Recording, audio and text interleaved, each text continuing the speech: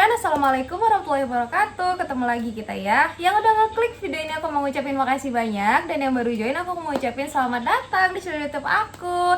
Semoga kalian suka ya cerita kali ini. Karena cerita kali ini kita akan membahas tentang anak kecil yang masih berusia 10 tahun tapi sudah membunuh 2 orang anak, friend. Kayak mana lah ceritanya tuh anak 10 tahun tapi udah bisa ngebunuh 2 orang anak?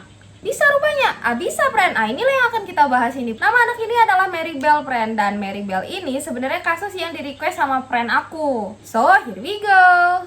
Jadi nama anak ini adalah Mary Bell yang masih berusia 10 tahun tapi sudah membunuh 2 orang anak pada tahun 1968, friend. Mak, bukan kaleng-kaleng, memang ada ini, friend. Dan dia membunuh bocah-bocah ini bukan karena ketidaksengajaan atau karena kecelakaan, enggak. Alasan dia ngebunuh 2 orang anak ini hanya karena kesenangan semata si Mary Bell ini. Mary Bell juga mengakui bahwa dia hanya melakukan hal-hal yang membuat dia senang, friend. Jadi membunuh tadi adalah hal yang paling disenangi sama si Mary Bell ini. Bocah pembunuh berantai berdarah dingin ini berasal dari Inggris. Dan dia membunuh korban-korbannya ini dengan cara dicek sama dia pakai tangannya. Pasti friend-friend aku pada bertanya-tanya kan, kenapa kok bisa ada anak usia 10 tahun yang masih tergolong bocah tapi sudah membunuh orang lain. Jadi semua perkara ini memang didasari dengan masa lalu Mary Bell yang kelam, friend. Kalau gitu sebelum terlalu jauh kita akan membahas tentang latar belakang si Mary Bell ini dulu, friend. Kenapa dia bisa sampai tega membunuh. Jadi Mary Bell ini lahir pada tanggal 26 Mei 1957, friend. Ibunya bernama Betty dan Mary ini nggak punya ayah karena Mary ini adalah anak di luar nikah, friend. Dan pekerjaan mamanya juga seorang PSK. Jadi jelas ya, kelahiran Mary ini bukanlah hal yang diinginkan oleh mamanya. Dan juga Betty melahirkan si Mary ini pada saat usia si Betty masih 16 tahun, friend. Masih tergolong sangat muda ya. Mungkin pun belum ngerti dia cara ngurus anak kayak mana ya kan, tapi udah terlanjur dia hamil, mau gimana lagi gitu. Bahkan ya ketika si Mary baru brojol kali ke dunia, langsung dibilangnya sama dokter, "Dok, ambil aja lah dok, aku nggak mau," gitu. Jadi memang udah jelas sekali ya, friend, si Mary ini tuh bukanlah anak yang diinginkan sama si Betty. Dan gara-gara inilah, friend, si Mary ini nggak pernah diurus sama si Betty sedikit pun. Kayak mandi nggak mandi terserah kau, makan nggak makan urusan kau, nggak peduli aku, kayak gitulah. Jadi waktu itu sebenarnya ada, friend, orang yang mau mengadopsi si Mary ini. Tapi si mamanya ini yang si Betty ini tuh pun agak lain dia, friend. Dikasihnya memang, tapi dia minta tebusan, friend, yang nggak masuk di akal. Biasanya nih kalau kita minta tebusan kan paling cuman untuk biaya persalinan aja kan, untuk mengganti biaya persalinan. Kalau ini si Betty agak lain dia. Dimintanya itu uang tebusan di luar nalar. Jumlah totalnya nggak disebutin berapa, tapi memang si orang tadi tuh merasa keberatan untuk membayar tebusan itu karena udah nggak masuk di akal gitu. Nah karena nominalnya udah di luar perkiraan BMKG, mundur traktor lah ya kan yang mau mengadopsi si Mary tadi. Nggak jadi, friend. Karena yang mau mengadopsi tadi tuh merasa kayak diperas gitu loh. Ngadi-ngadi si Betty ini memang. Dan karena anaknya tadi nggak jadi diadopsi sama si orang tadi, habis orang itu dimaki-maki sama si Betty. Cak lah kalian pikir. Ngamuk dia yang bikin tak jadi, ada pula yang marah-marah gara-gara orang tadi nggak mau bayarkan uang yang dia minta tadi. Nah pekerjaan mamanya ini kan seorang PSK. Nanti kalau misalnya ada job tuh kan, entah kemana, tebakan kalian kayak mana, friend? Kemana lah si Mary itu dibuatnya? Dikasih tetangga? Enggak. Ditinggalin dalam rumah? Tidak. Dibawanya si Mary keluar rumah, ya kan, ditaruhnya depan pintu, dikuncinya pintu tadi, apinggi dia. Tidur di luar lah si Mary tadi, friend. Entah kelaparan anak itu, entah kedinginan, entah cuacanya, entah cemana ya kan. Ya udah meringkuk aja dari situ. Anak kecil bisa apa sih? Nangis kan? Ya udah paling si Mary tadi nangis aja gitu depan rumahnya. Maksudnya gini loh, kenapa harus ditaruh di luar anak itu? Kenapa kayak ya udahlah kalau kau memang nggak mau ngurus ya udah taruh aja di dalam. Kenapa harus kau taruh anak itu keluar dan kau pergi? Tapi memang kayak gitu loh, friend. Saking si mama ini nggak suka kali sama si Mary ini, friend. Friend, ini mohon maaf ya sebelumnya, ini di tetanggaku lagi ada yang pesta, jadi ada suara dangdutan dan mungkin nanti bakalan kedengar ke sini, jadi kalian harap maklum aja ya. Aku sekeluarga minta maaf ya. Nah kalau misalnya si Mary ini udah nangisnya terlalu kenceng, biasanya kan kedengeran nih sama tetangga-tetangga. Nanti itu tuh si tetangga-tetangganya yang mungkin berbaik hati gitu ya, diceknya keluar, ditengoknya si Mary tadi udah nangis meringkuk di depan rumah mereka, barulah nanti biasanya diambil sama tetangga, diurusin, dimandiin, dan dikasih makan. Kalau memang kedinginan dikasih selimut. Tetangganya memang baik, friend. Alhamdulillahnya baik tetangganya ini. Jadi si Mary ini emang suka diurusin sama tetangga lah kalau memang dia udah ditelantarin kali sama mamanya gitu. Nah biasanya nih mamanya udah pulang, otomatis si Mary kan dikembalikan ke mamanya kan. Nanti kalau misalnya tetangganya ini udah nasehatin mamanya si Mary ini alias si Betty, yang ada nanti bukannya dia terima masukan itu, dimaki-makinya tetangganya yang berani nasehatin dia itu. Friend kira ini bukan mama sembarang mama nih, agak lain. Nah karena si Mary ini memang sering kali ditaruh di luar sama mamanya, akhirnya Mary ini adalah sasaran empuk untuk anak-anak sekitar melakukan pelecehan baik fisik maupun mental kepada si Mary ini, friend. Kasian kali loh dia, ya Allah. Dan si Betty itu tahu nggak sih anaknya sebenarnya dilecehin? Tahu, friend, tahu dia. Tapi dia diam aja, bodoh amat. Malah pun kadang dia senang aja gitu lihat anaknya disiksa sama orang kayak gitu. Mama gila memang si Betty ini loh. Entah dimarahinnya kek, entah ditegurnya kayak orang yang gituin anaknya gitu. Enggak, dilihatinnya aja yang ada. Memang mama dakjal Betty. Dan kalian tahu, friend, ada kejadian yang membagongkan nih yang dilakukan sama si Betty ini. Entah mungkin dia lagi gedek kali nih sama si Mary kan. Diambilnya si Mary, dijatuhannya keluar jendela, paham gitu. Posisinya si Mary ini masih anak kecil ya. Dan syukurnya kelihatan, friend, sama tetangganya. Dan kalian tahu gak alibinya apa? Gak sengaja loh terjatuh dari jendela, katanya gitu. Dan tetangga-tetangganya juga mengaku, friend, kalau penyiksaan yang dilakukan sama si Betty ini bukanlah sekali dua kali, sering kali. Pernah juga nih ya, si Mary ini overdosis obat tidur. Dan pas ditanya sama polisi nih, si Betty ngaku sama polisi kalau dia nggak tahu obat itu adalah obat tidur. Ya emang maksudnya gini loh, kau mau ngasih apa sih sama anakmu? Berarti kan ada hal yang mau kau kasih kan, ada obat yang mau kau kasih sama anakmu kan. Sampai anakmu itu overdosis loh, maksudnya gini, apa aja pun itu kalau kebanyakan ya pasti nggak baik. Kau ngerti nggak sih Betty? Kau bisa nggak sih ngarang cerita tuh agak cantik dikit? Aku sedikit emosional lihat si Betty inilah, geram aku. Dan tetangganya juga bilang, friend, sebenarnya si Betty ini tuh kayak udah punya niatan gitu loh ngebunuh anaknya karena penyiksaannya itu udah di luar kapasitas anak kecil. Jadi memang sudah ada asumsi dari tetangganya kalau memang si Betty ini tuh sengaja melakukan hal-hal yang kayak gitu hanya untuk membunuh anaknya. Gak terbayang aku loh, kayak mana lah tersiksanya si Mary itu dibuat mamanya. Anak kecil dah berat kali hidupnya. Nah kalian tahu nggak yang pas kejadian terjatuh tadi dari jendela itu tuh dimanfaatkan sama si Betty untuk mengambil kesempatan biar orang-orang sekitar tuh kasihan nih sama anaknya yang udah jatuh dari jendela. Akhirnya dia dapat uang, dia dapat simpati dari orang gitu, banyak yang ngasih mereka makan, banyak yang ngasih nyumbang mereka uang. Kayak anak kecil kau manfaatin nih, bodoh kali kau jadi mama. Dan Mary juga sering kali dicaci maki sama mamanya, bukan cuman sekedar omongan, tangan pun udah nyampe. Sering kali mamanya ini mukul-mukulin si Mary. Bahkan ya penyiksaan yang dilakukan sama si Betty ini diketahui sama tantenya si Mary alias adik dari si Betty ini. Sering dia menyaksikan si Mary ini disiksa sama si Betty, tapi mungkin ya dia nggak tahu harus berbuat apa gitu ya. Padahal mah harusnya kau laporkan langsung ke polisi. Dan tahu nggak part yang paling menyedihkan dari si Mary ini? Saking seringnya dia dipukuli, saking seringnya dia dimaki-maki sama mamanya, dia sampai nggak bisa nangis. Mungkin udah tiap hari kali loh dia ngerasa disiksa, dia selalu dipukuli. Jadi kayak udah nggak terasa lagi gitu loh. Kalau kita nih normal kan, kita masih bisa ngerasain kayak sehat nih badan, nggak disakiti. Sama nanti kalau ada yang nyakitin tuh kita terasa gitu, karena ada dua perbedaan yang bisa kita alami. Mungkin si mungkin si Mary ini tuh udah nggak pernah ngerasain enak, jadi kayak badannya tuh selalu dipukulin dan otaknya itu selalu dicaci maki, dan dia rekam itu ke memorinya dia. Jadi sama sekali dia udah nggak pernah bisa nangis lagi. Bahkan setiap dipukuli dia udah nggak ngerasa sakit, friend. Aku yang dengernya sakit hati.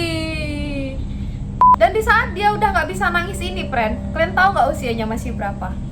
4 tahun. Anak usia 4 tahun udah nggak kenal rasa sakit lagi. Saking seringnya dipukuli, dibully, dan juga dicaci maki. Sama siapa? Sama orang terdekatnya dia yang harusnya melindungi dia, mamanya sendiri.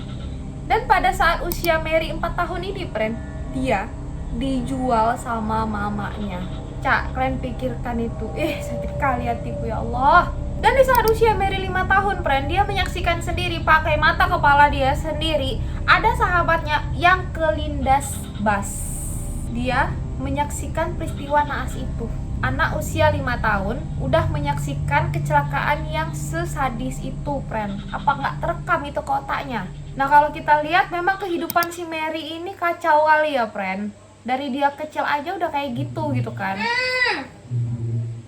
Jauh dari kasih sayang, penuh kekerasan, dan sudah menyaksikan kejadian yang mengerikan. Dan inilah alasan yang bisa membentuk mental si Mary ini tuh jadi brutal, friend. Akhirnya Mary pun tumbuh menjadi anak yang egois, keras, dan tegaan. Dia juga gak segan-segan gitu loh melukai orang. Dan dia juga dikenal dengan orang yang suka berbohong, friend. Itu ya, friend, latar belakangnya si Mary, masa lalunya si Mary udah kita bahas. Itulah kenapa dia bisa tega membunuh anak kecil padahal dia masih kecil. Mary mulai bertumbuh, friend, dengan didikan yang tidak benar. Dan kebrutalan dia pertama terjadi pada tanggal 11 Mei 1968. Mary pergi lah, friend, main sama anak laki-laki. Pulang-pulang, anak ini tuh nangis, friend, sambil ngadu ke mamanya karena badan dia memang kesakitan kan. Mamanya kaget loh, kau kenapa gitu kan, kok bisa badanmu luka-luka kayak gini. Dan anak itu mengaku, iya ma, aku jatuh dari perosotan, kata dia waktu itu. Dan waktu itu mamanya percaya-percaya aja, namanya juga anak kecil kan lagi main, mungkin bisa aja lah saat jatuh, kena lah luka-luka lah itu badannya, bisa jadi. Akhirnya diambil lah obat-obatan sama mamanya, diobati lah itu luka-luka si anak kecil tadi, si anaknya tadi.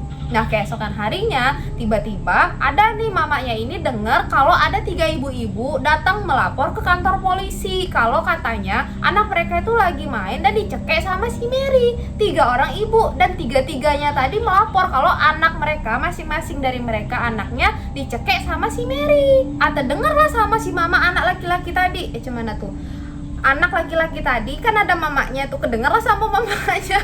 Ribet kali aku ngejelasinnya. Nah, pas dia ingat lagi kan anaknya tuh juga baru main kan sama si Mary. Pulang-pulang badan anaknya tadi luka-luka. Barulah mamanya langsung curiga, langsung mudeng gitu kan. Jangan-jangan anakku ini bukan perkara jatuh dari perosotan. Ini pasti ulahnya si Mary ini kan. Gedek lah dia nih kan, dipanggilnya anaknya, ditanyanya sama anaknya, betul kok kemarin jatuh dari perosotan? Apa sama si Mary kau didorong sama dia? Gitu kan, ditanya lah sama mamanya ini. Dan akhirnya si anak ngaku, iya mas, sebenarnya aku didorong sama si Mary sampai jatuh, makanya aku luka-luka gitu. Nggak pakai babi ibu ya kan, langsung pergi. Mamanya tadi melapor juga dia ke kantor polisi, friend. Jadi total yang ngadu ke kantor polisi pada saat itu ada 4 ibu, friend. 3 anaknya dicekek sama si Mary, yang satunya luka-luka karena didorong nih sama si Mary kan. Dan setelah laporan itu masuk ke kantor polisi, Mary pun dipanggil sama pihak polisi, friend, untuk diinterogasi dan juga diperiksa karena dianggap sudah ada dugaan pembunuhan. Dan Mary di situ mengaku, friend, kalau masalah cekek-mencekek tadi itu tuh cuman mereka, kita tuh lagi main pak, dan ternyata saya nyekeknya kekencengan. Itu jawaban si Mary, friend. Dan kalau masalah anak tadi didorong itu, aku nggak sengaja pak, rupanya kedorong sama aku, jatuhlah dia, kata si Mary. Itulah alasan si Mary. Dan akhirnya Mary pun dibebaskan sama polisi, tapi memang dikasih bimbingan dulu, friend, sebelum dilepaskan. Dan beberapa hari setelah kejadian si Mary tadi dipanggil sama polisi, tepatnya pada tanggal 25 Mei 1968, inilah pertama kali si Mary berulah. Si Mary ini ngajak bocah anak laki-laki, kok asik bocah aja sih? Karena memang si Mary ini tuh ngincarnya bocah-bocah, friend. Dia juga lebih suka main sama bocah dibanding yang anak-anak seumuran sama dia. Dia nggak suka, dia lebih suka tuh temenan sama yang lebih kecil dari dia. Nah, anak laki-laki yang diajaknya main ini bernama Martin Brown. Gila nih kan mereka main ke rumah kosong yang nggak begitu jauh, friend, dari tempat tinggal mereka. Nah, begitu mereka nyampe nih di rumah kosong tadi, nggak pakai lama langsung dicekeknya, friend, si Martin Brown. Tapi pas dia nyekek itu kan, ditengoknya, diperhatikannya muka si Martin Brown tadi matang-matang kayak gini, dipelototin kali sama dia. Dan dia menikmati ekspresi si Martin Brown tadi yang kesakitan, tersiksa itu bener-bener dilihat sama dia, friend. Semakin si Martin tadi tuh merasa kesakitan, semakin kesenangan nih si Mary ini. Karena dicekek terus, akhirnya Martin Brown pun meninggal. Nah, setelah si Martin tadi meninggal, udah ditaruhnya aja kayak gitu. Pergi dia ke rumah sahabatnya yang bernama Norma. Dan begitu nyampe di rumahnya si Norma pun ya udah dia main aja normal, kayak nggak ada kejadian apa-apa, kayak dia lagi nggak ngelakuin apa-apa gitu. Mereka ketawa-ketawa, happy gitu. Pokoknya wajahnya si Mary ini tuh bener-bener watados, friend. Dan beberapa hari kemudian akhirnya polisi menemukan jasad dari Martin Brown tadi di rumah kosong itu, friend. Dan jasadnya si Martin Brown juga langsung diperiksa sama polisi. Tapi entah kayak mana ceritanya, polisi nggak nemuin hal aneh apapun di jasad si Martin tadi loh. Polisi cuma nemuin ada sedikit air liur dari bibirnya si Martin dan juga sedikit darah, friend. Selebihnya nggak ada lagi. Dan masalah sidik jari, nggak ada ditemukan sidik jari si Mary Bell di tubuhnya si Martin. Dan di TKP, polisi menemukan ada sebotol obat penghilang rasa sakit, tapi cuman ada botolnya aja karena isinya itu udah habis, alias kosong. Karena nggak ada bukti apapun dan juga tidak ada petunjuk apapun, akhirnya polisi memutuskan kalau Martin Brown ini meninggal karena sudah mengkonsumsi obat penghilang rasa sakit. Mungkin kayak kebanyakan dan akhirnya overdosis. Dan keluarganya Martin pun tidak menaruh curiga apa-apa, friend, dan menerima Martin Brown yang sudah dalam keadaan meninggal dengan lapang dada. Dan juga pihak keluarga tidak meminta untuk penyelidikan lebih lanjut. Nah, pas keluarga si Martin lagi berduka nih, friend, tiba-tiba datang nih si Mary, ya kan, berdiri dia depan pintu orang yang lagi berduka ini. Terus dibilang, ditanya sama dia, mana si Martin, katanya gitu kan. Nah, si mamanya Martin ini tuh dengan baik dan sopan itu ngasih tahu lah ya kan ke si Mary, nah udah nggak ada loh si Martin, dia udah meninggal gitu kan, kata mama ya kan. Kalian tahu nggak si Mary bilang apa? Tahu, aku cuma pengen lihat jasadnya itu ada di peti mati kok, katanya gitu. Gak ada otaknya kan. Mamanya gedek kali lah pasti kayak gitu ya kan. Anaknya kayak dilece gitu loh. Masalahnya nih anaknya udah meninggal. Emosi mamanya dibantingnya pintu pam gitu di depan muka si Mary tadi. Ih, Mary bondok kali lah mamanya itu ya. Masalahnya geramnya sampai sini, Bu.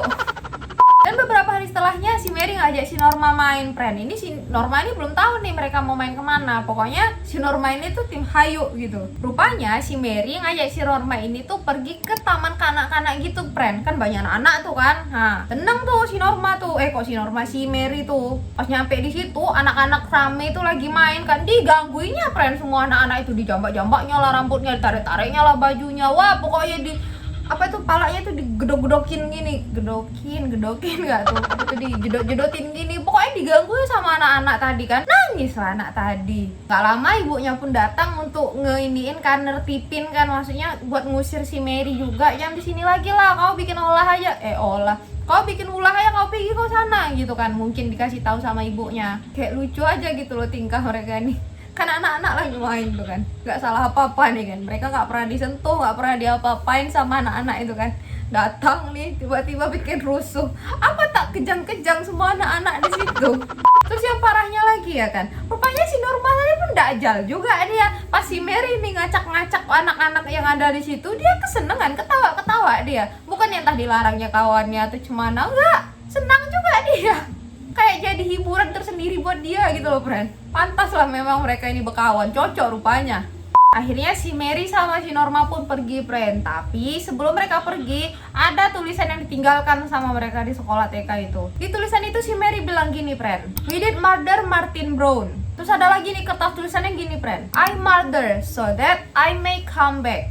Terkejut lah guru lihat itu ya kan, langsung dilaporin lah ke polisi. Dan polisi pun juga agak ngeri juga lihat catatan itu, karena pikir polisi ini sebatas anak kecil bikin tulisan kayak gini tuh udah agak-agak. Akhirnya karena kejadian ini, keamanan di sekolah TK tersebut pun ditingkatkan lagi, friend. Jadi di sekolah itu dibuatin alarm gitu, friend. Jadi kalau ada apa-apa, peringatan tuh cepat tersebar gitu dengan adanya alarm itu. Dan polisi juga ngasih tahu kalau misalnya ada apa-apa atau hal yang mencurigakan, segera melaporkan ke kami, nanti kami langsung datang gitu loh.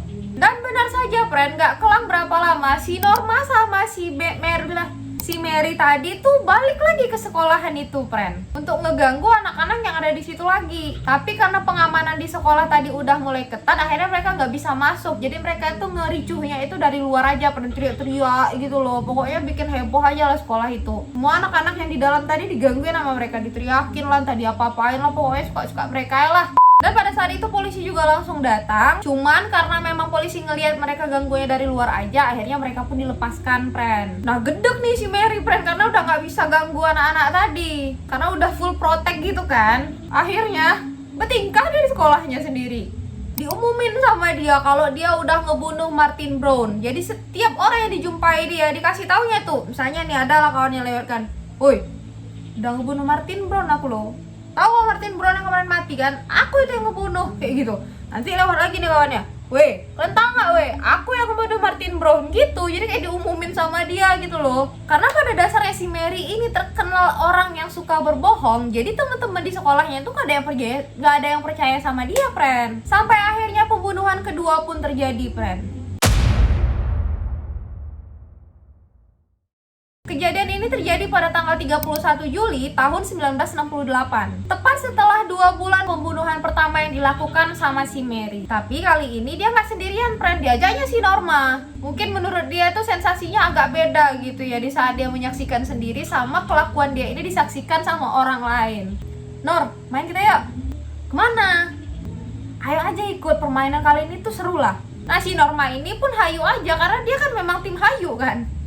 Nah, habis itu pergilah mereka main, friend. Ada anak laki-laki satu orang diajaknya yang bernama Brian Howie. Usianya tuh masih 3 tahun, friend, anak laki-laki ini. Pergilah mereka main ke sebuah gudang kosong. Dan begitu nyampe ke gudang itu, nggak pakai lama, langsung dicekeknya si Brian tadi. Si Norma yang ngeliat itu pun terkejut lah, bukan main ya kan, friend. Kok tiba-tiba diserang nih si Brian gitu. Tapi si Norma memang nggak bisa ngapa-ngapain, friend. Si Norma cuma bisa nangis pada saat itu, sambil menyaksikan si Mary nyekek sampai mati si Brian tadi.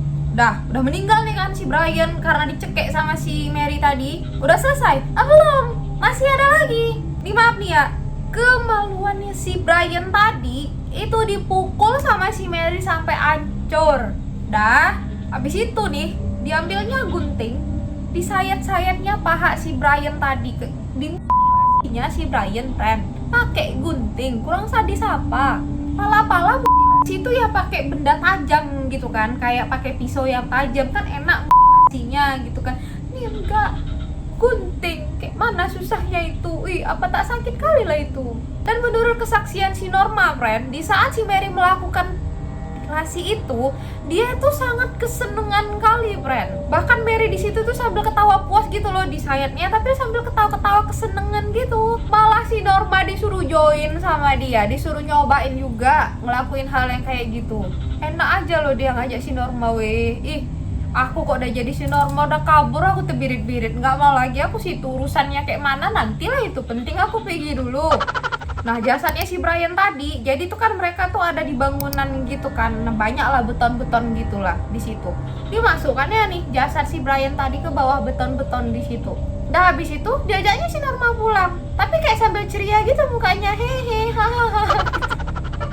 Nah pas mereka lagi di jalan nih, friend, mau pulang ke rumah, rupanya di jalan itu ketemu sama kakaknya si Brian yang kebetulan lagi nyari si Brian ini. Nanya lah kakaknya kan, ada kalian ketemu si Brian nggak? Aku dari tadi nyariin si Brian aja loh. Nggak lihat aku. Ayolah kita cari sama-sama yuk, kalau kamu dibantuin nggak apa-apa, biar kami bantuin gitu kan. Nawarin pula nih si Mary nih. Carilah mereka, dan kebetulan mereka nyarinya di arah ke tempat yang si Mary naruh jasadnya si Brian tadi, friend. Nggak panik loh dia, nggak, selalu aja dia carilah, tengok-tengok, betul katanya kayak gitu loh. Mary selalu aja si Norma yang pucat. Masalahnya nih si Norma mikir kalau tadi si Mary sendirian yang dalam kejadian itu tuh nggak apa-apa gitu loh. Ini masalahnya dia ada di situ menyaksikan, otomatis kan kalau dimasukin ke polisi dia kena kan. Panik lah si Norma nih, friend. Akhirnya dihalangilah sama si Norma untuk kakaknya tadi jangan nyari di daerah sekitaran situ. Nah karena pihak keluarga juga tidak kunjung mengetahui di mana keberadaan si Brian, akhirnya pihak keluarga pun menelpon polisi untuk mengatakan bahwa Brian hilang. Akhirnya dilakukan pencarian besar-besaran dan tubuhnya Brian ditemukan di dalam beton-beton yang udah disembunyiin sama si Mary tadi. Dan penemuan ini pun pasti sangat membuat masyarakat sana panik. Ya cemana enggak ya kan? Masa dalam waktu 2 bulan udah ada 2 orang anak meninggal? Karena polisi menganggap keadaan sudah tidak kondusif, akhirnya polisi ini mulai bertindak lah, friend. Mulailah polisi ini nanya-nanya sama anak-anak setempat kan. Dan rupanya ada yang lihat, friend, terakhir kali si Brian ini memang main sama si Norma sama si Mary ini. Ditambah lagi, di jasadnya si Brian tadi ada ditemukan sayatan yang berinisialkan M. Nah, udahlah, akhirnya dipanggil nih si Mary sama si Norma ini ke kantor polisi untuk diwawancarai. Nah, tapi di sini yang bikin polisi curiga karena pada saat diminta wawancara, itu si Mary nggak mau diwawancara, friend. Jadi yang mau diwawancara itu cuma si Norma aja. Tapi di situ memang polisi nggak terlalu memaksa si Mary untuk diwawancara. Akhirnya si Norma aja ditanyain lah sama polisi, dan di situ alasan si Norma ini tuh kayak gini, friend. Jadi Pak, memang iya bener kami lagi main sama si Brian tadi. Cuman kita tuh mainnya nggak lama Pak, akhirnya kita misah. Jadi setelah itu saya nggak tahu lagi si Brian ini tuh kemana, kata si Norma ini. Udah, friend, pada saat itu aman tuh mereka, si Norma sama si Mary ini. Tapi memang ini polisi udah naruh kecurigaan kali nih sama si Mary, kenapa tidak mau diwawancara. Dan tiba-tiba ada friend laporan masuk ke polisi yang menyatakan kalau pas mobil jenazahnya si Brian lewat di depan rumahnya si Mary, Mary itu kelihatan lagi berondok tapi sambil ketawa gini ngeliatinnya. Gitu, pas si jenazahnya si Brian tadi lewat, dia ngeliat ekspresi itu dengan jelas loh yang lapor tadi. Ya makin bertambah lah kecurigaan polisi sama si Mary ini kan. Akhirnya Norma sama Mary dipanggil lagi, friend, ke kantor polisi untuk wawancara lanjutan. Tapi pada saat ini si Mary nggak nolak, friend, untuk diwawancarai, mau dia bersedia dia datang. Dan di sini Mary mengaku, friend, dia bilang kayak gini, ada memang Pak, aku tengok kemarin itu anak kecil usianya sekitar 8 tahun lah, lagi main tuh sama Brian. Abis itu tiba-tiba dipukulnya si Brian, Pak. Kayak gitulah ya yang diakui sama si Mary ini. Dan di sini Mary bilang kayak gini sama Pak polisi. Iya Pak, katanya, saya juga melihat kalau anak usia 8 tahun tadi bawa gunting yang sudah patah. Terkejutlah polisi karena perkara gunting ini memang polisi tuh tahu, friend, tapi di saat konferensi pers itu tidak pernah disebutkan ada alat bantu gunting yang terdapat di dalam tubuhnya si Brian, karena dianggap mutilasi memakai gunting ini tuh sangat terlalu sadis gitu loh. Jadi memang polisi tidak pernah menyebutkan apapun soal gunting. Nah, sekarang si Mary dengan sukarela menyebutkan kalau ada gunting. Yang tahu perkara gunting ini hanya polisi, penyidik, dan pihak rumah sakit, friend. Dah, makin gaya nih kan, polisi juga mikirnya tuh udah terlalu udah langsung nembak nih, gak ada lagi nih orang selain kau nih, kayak gitulah. Dan setelah dikorek terus nih sama polisi, akhirnya kalian tahu kayak mana? Si Norma, kawannya tadi, friend, mengakulah dia. Diakuinya semua perbuatan dia sama Mary, dan dia juga mengaku kalau dia melihat langsung dengan mata kepalanya si Mary membunuh Brian Hoey. Mungkin si Norma ini pun udah gak sanggup lagi lah ya, karena si ditekan aja sama polisi kan, dalam hati kau lah kayak gitu. Akhirnya jujur lah dia sama polisi, friend. Ceritakannya semuanya dengan detail, dari cara si Mary ini sampai dia dijelasin. Lengkaplah sudah, terungkaplah sudah. Dan akhirnya keungkap juga, friend, bahwa kematian si Martin itu diakibatkan karena ulahnya si Mary. Udah diakui, friend, semuanya. Dan mereka berdua pun langsung ditahan sama polisi. Dan selama persidangan si Mary ditanya lah kan, kenapa lah kau bunuh si Martin sama si Brian itu. Dan di situ Mary menjawab, aku ngebunuh mereka hanya untuk kesenangan semata. Karena aku bahagia ketika melihat mereka tersiksa untuk melepaskan nyawa terakhir kalinya. Itu jawaban si Mary, friend. Merinding gak kalian dengar? Anak kecil suka melihat anak kecil tersiksa. Itu aja alasannya, friend, yang disebutin sama dia, nggak ada yang lain. Dan akhirnya Mary dinyatakan bersalah dan dihukum penjara 12 tahun. Sementara si Norma dibebaskan, friend, karena dianggap udah membantu polisi dalam penyelidikan. Dan jelas dengan pembebasan Norma ini pihak keluarga nggak terima gitu, friend. Tapi keputusan juri udah nggak bisa diganggu gugat lagi. Dan Mary mulai menjalani hukumannya pada Desember 1968 dan pembebasan Mary pada tahun 1980. Di saat usianya udah menginjak 23 tahun, friend. Tapi pada saat itu statusnya si Mary ini tuh masih dalam pembebasan bersyarat, jadi masih dalam pantauan polisi ya. Dan ketika si Mary ini dibebaskan, Mary tuh dikasih identitas baru, friend. Dan Mary juga mendapatkan perlindungan khusus. Namun walaupun kayak gitu, si Mary ini kehidupannya nggak mudah, friend. Karena dia masih mendapatkan sanksi sosial dari masyarakat. Bahkan nih ya, wartawan-wartawan tuh masih ngeburu dia loh. Sampai akhirnya dia harus hidup berpindah-pindah loh, friend, untuk melarikan diri. Pernah juga nih ya, lokasi si Mary ini kelacak lah sama netizen. Dan kalian tahu, semua wartawan tuh kumpul depan rumah dia. Ada yang pakai tenda di situ hanya untuk nungguin si Mary ini keluar. Dan sekarang Mary juga udah mempunyai anak, friend. Tapi karena selalu diburu sama wartawan, akhirnya pada saat usia anaknya 14 tahun, anaknya akhirnya mengetahui apa yang sudah pernah dilakukan oleh si Mary. Yang mana kisah ibunya ini pernah membunuh 2 orang anak kecil. Kasihan anaknya ya weh. Dan sekarang usia Mary udah 54 tahun, friend. Dan sampai sekarang pun Mary masih mendapatkan perlindungan khusus dari pemerintah. Dan sampai saat ini alamatnya Mary dirahasiakan, friend. Jadi udah nggak tahu nih di mana Mary sekarang berada. Dan karena perlindungan khusus ini, masyarakat sana pun makin gedek kali loh sama pemerintahan. Maksudnya gini, kok bisa-bisanya dikasih perlindungan khusus gitu loh. Jadi kayak nggak terima gitu lah masyarakat sana, friend. Sampai-sampai nih ya ada julukan nih, kalau misalnya ada orang yang diberikan perlindungan khusus sama pemerintah, orang-orang tuh nyinyirnya kayak gini, friend. Itu, oh ini juga ini nih suruhannya si Mary nih, kayak gitulah. Intinya sampai sekarang pun masyarakat nggak pernah terima kalau si Mary ini dapat perlindungan khusus. Udah segitu aja, friend, cerita kita kali ini. Kalau aku pribadi nih ya, menurutku, aku setuju kali, friend, sama pemerintah yang memberikan kesempatan kedua untuk si Mary untuk menjalani kehidupan yang normal, friend. Karena kalau kita tarik lagi nih dari dia masa kecil, jadi kayak dia pembunuhan itu terjadi kan waktu dia masih kecil nih kan. Karena juga dilatar belakangi sama masa lalu dia yang kelam gitu. Bahkan untuk ngasih tahu, ini nggak boleh loh nak, itu nggak boleh loh, ini tuh boleh. Nggak ada yang ngasih tahu dia yang mana yang baik, mana yang enggak. Anak kecil yang dia lihat selama ini di lingkungannya hanya hal-hal buruk, jadi terbentuk karakter dia, akhirnya buruk juga perilaku dia gitu loh. Dan pada saat itu juga dia belum bisa membedakan mana hal yang baik, mana hal yang buruk, karena memang gak ada yang ngajarin dia gitu, gak ada yang ngasih tahu dia. Nah begitu dia udah besar dan dikasih kesempatan lagi, kayaknya menurut aku tuh sangat fair sih. Karena masa lalu dia yang kayak gitu, terus dikasih kesempatan lagi, toh juga dia gede itu kan maksudnya masih normal gitu. Akhirnya dia sekarang juga udah punya anak dan gak pernah bertingkah lagi. Dia bener-bener memanfaatkan kesempatan kedua yang udah diberikan sama pemerintahan sana.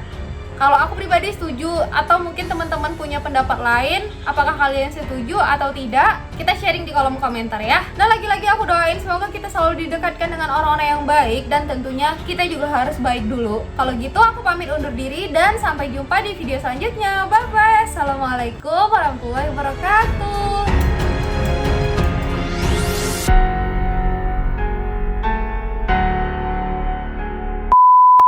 Nah mana lagi? Hasian tulus nih cinta dan pada saat itu, nah karena si Mary ini tuh punya image, akhirnya diajaknya sini. Dia membunuh Brian sama si Martin tadi, meninggal karena dibunuh sama Hasia.